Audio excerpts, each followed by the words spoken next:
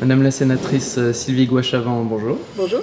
Alors, nous vous remercions d'accorder cette interview au Cercle des volontaires. Nous vous avons contacté concernant la dernière mission parlementaire à laquelle vous avez contribué, qui avait démarré donc suite à l'affaire de la viande de cheval dans les lasagnes Findus. C'est vrai. Et parmi ces propositions, pour résoudre ces problèmes, il y avait notamment la proposition 38, qui parlait donc du traçage de la viande cachère et halal, et donc de la viande qui était abattue de façon rituelle et qui se retrouvait étiquetée comme de la viande qui aurait été abattue de façon plus conventionnelle. Et donc cette proposition vous a valu la vindicte de certains sites israéliens et de groupes communautaires juifs qui vous ont accusé d'être une antisémite. Ils ont fait un parallèle sur ce qui vient de se passer en Pologne avec l'interdiction de l'abattage cachère. Ils vous ont dit que vous étiez à l'origine du départ des Juifs de France, que vous inspiriez du protocole de Sage de Sion, enfin toute une liste de propos inqualifiables. C'est clair. Alors, est-ce que vous pouvez revenir brièvement sur cette polémique et donc pour la rendre compréhensible au peuple français, dont vous êtes, je rappelle, l'une des représentantes? Bah écoutez, moi j'ai été nommée rapporteur de la mission filière viande du Sénat, avec pour but de réunir 27 sénateurs de tous bords politiques et j'imagine de toute confession, pour élaborer un état des lieux des filières viande en France et trouver des solutions pour restaurer la confiance des consommateurs. Je dis bien des consommateurs, de tous les consommateurs.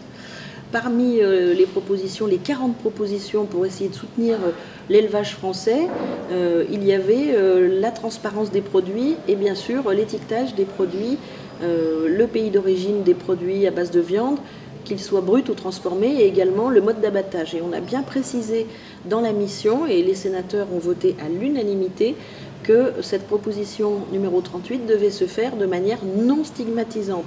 C'est écrit en toutes lettres en caractère gras.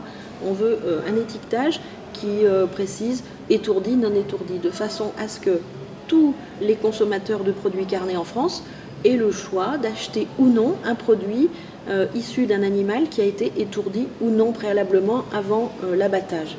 C'est uniquement ça qui a déclenché les foudres de divers groupuscules ou divers groupes, surtout juifs, puisque du côté des musulmans, il n'y a pas eu pour le moment de retour négatif. Donc voilà, il y a, je pense, un souci à être transparent, et je trouve ça particulièrement grave, parce que si on veut que les consommateurs soient des alliés contre la fraude, il faut leur en donner les moyens, et il faut leur donner les moyens d'acheter ou non, de choisir ou non, de consommer ou non des produits issus d'animaux étourdis ou non. Voilà, c'est juste une question de transparence, de façon à aider les filières viande. Et la polémique est partie de là, mais vraiment, j'ai été extrêmement stupéfaite.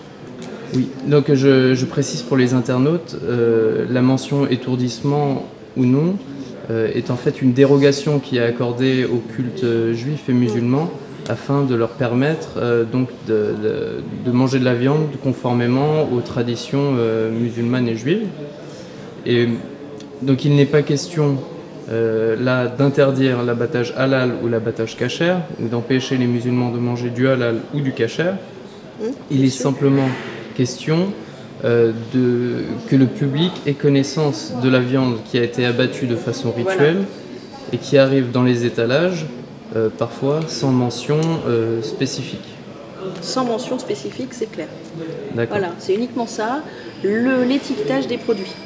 Et donc, est-ce qu'on sait aujourd'hui si le consommateur qui achète de la viande qui a été abattue de façon rituelle, sans que ce soit mentionné, contribue-t-il soit aux taxes juives ou aux taxes musulmanes?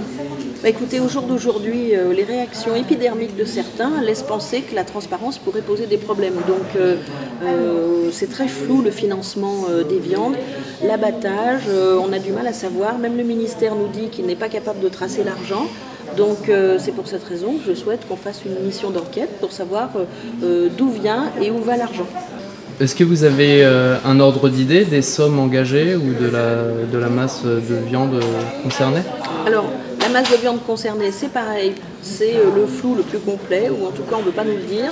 Aujourd'hui, il y a un décret ministériel qui demande à ce que les commandes, les abattages correspondent à des commandes, mais il n'y a aucun outil statistique et aucun retour de ces chiffres. Donc pour le moment, on peut abattre 100% d'animaux sans étourdissement, sans que ce soit marqué nulle part. Quant aux sommes en question, j'imagine que ce sont des centaines de millions d'euros, puisqu'il suffit de regarder sur le site du consistoire juif de Marseille pour voir que pour abattre quelques bêtes et avoir 1000 adhérents, ils encaissent 1,2 million d'euros par an, c'est le consistoire qui le dit.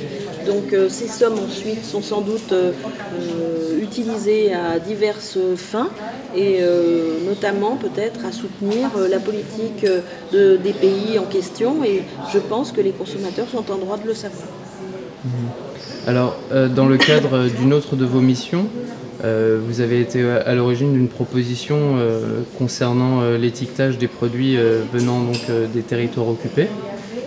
Cette prise de position vous a aussi valu d'être accusé d'être antisémite, etc. Quel est votre sentiment par rapport au fait que vous œuvriez donc pour la France, pour son intérêt, et que, en retour, il y ait une sorte d'ingérence de la part d'un pays, notamment, ou de personnes étant attachées à ce pays? C'est vrai que c'est surprenant. Vous faites allusion à une proposition de résolution qui est à l'étude en ce moment, qui n'est encore pas déposée au Sénat. Toujours pareil, lié à l'étiquetage et à la transparence. L'ONU a pris des positions par rapport à ça, la communauté internationale aussi, et c'est uniquement parce que je suis quelqu'un qui respecte le droit, et j'y tiens absolument. Je pense que l'étiquetage des produits venant de ces pays mériterait d'être revu. Et je pense qu'il faut respecter le droit. Si aujourd'hui le droit international explique qu'il y a un problème, il faut être capable de l'entendre et respectueux du droit international.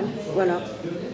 Alors il y a des associations pro-palestiniennes comme le BDS qui œuvrent pour un boycott des produits venant d'Israël.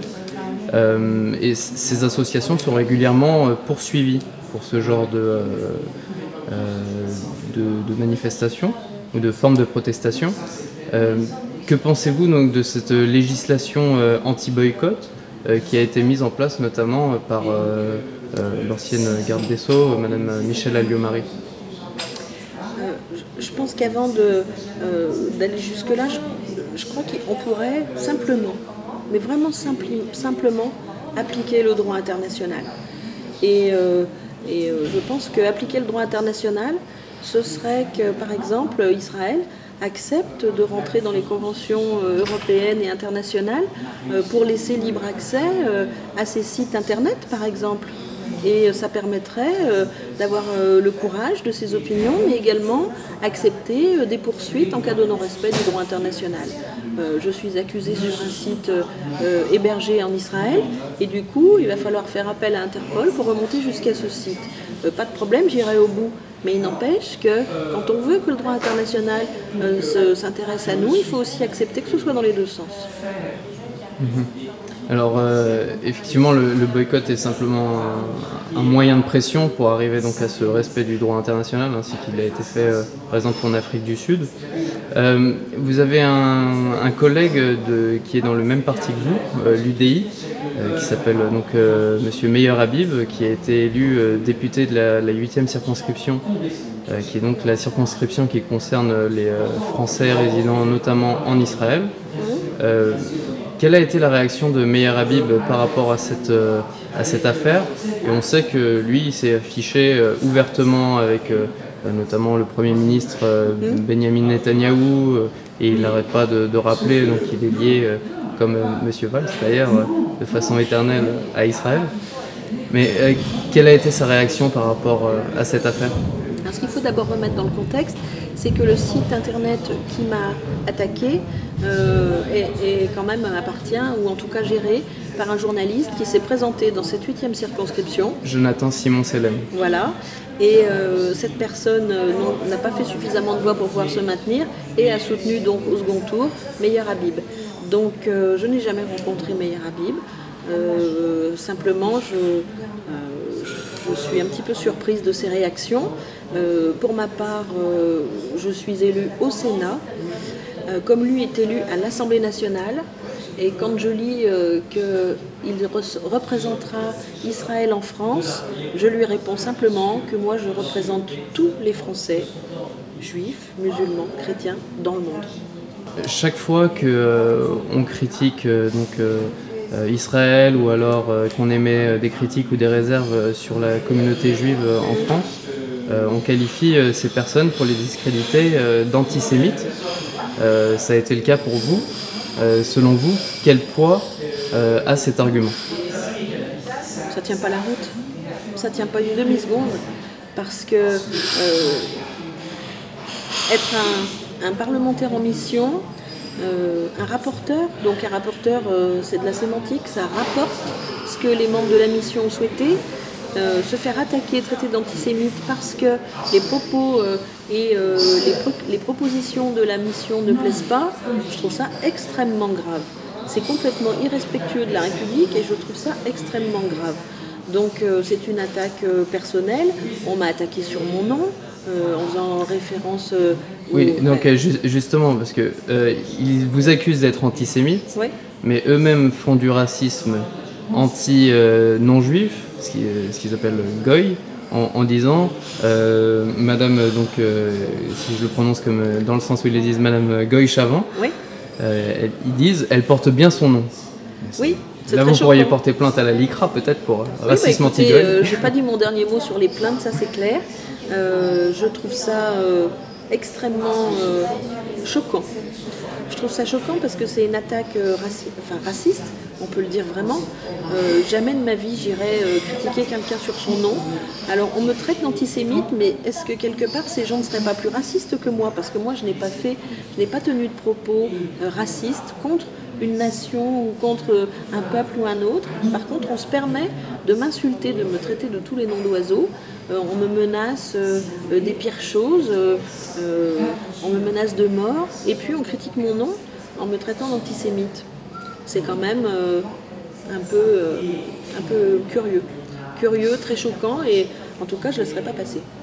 Et quelle a été justement la réaction de vos représentés et du peuple français? Je suppose que vous avez dû recevoir un peu deux sortes de courriers, sûrement ceux qui étaient contre vous et puis d'autres plus en votre faveur. Bah écoutez, si je suis très honnête avec vous, je dirais que 99% c'est en faveur de ce que j'ai dit, de ce que j'ai fait. Il y a également beaucoup de personnes d'origine juive ou de confession juive, ici en France ou ailleurs dans le monde, en Pologne, en Israël, en Italie, en Espagne, au Canada, qui m'ont envoyé des messages de soutien, messages par internet, messages par mail ou messages sur mon Facebook. Voilà, il y a vraiment beaucoup de gens qui me soutiennent dans cette démarche, qui sont très choqués de la réaction de certains. Ça prouve que le bon sens domine encore malgré les mensonges et les manipulations de certains. Madame la sénatrice, je vous remercie de nous avoir accordé cet entretien. Du fond du cœur, merci à vous. Il n'y a pas de problème, le Cercle des volontaires est fait pour ça, donner la voix à ceux qui ne peuvent pas forcément, sur des sujets en tout cas, qu'il est difficile d'aborder dans les médias traditionnels sans être qualifié toute une flopée de colibets qui nuisent au débat. Merci à vous et vive la paix.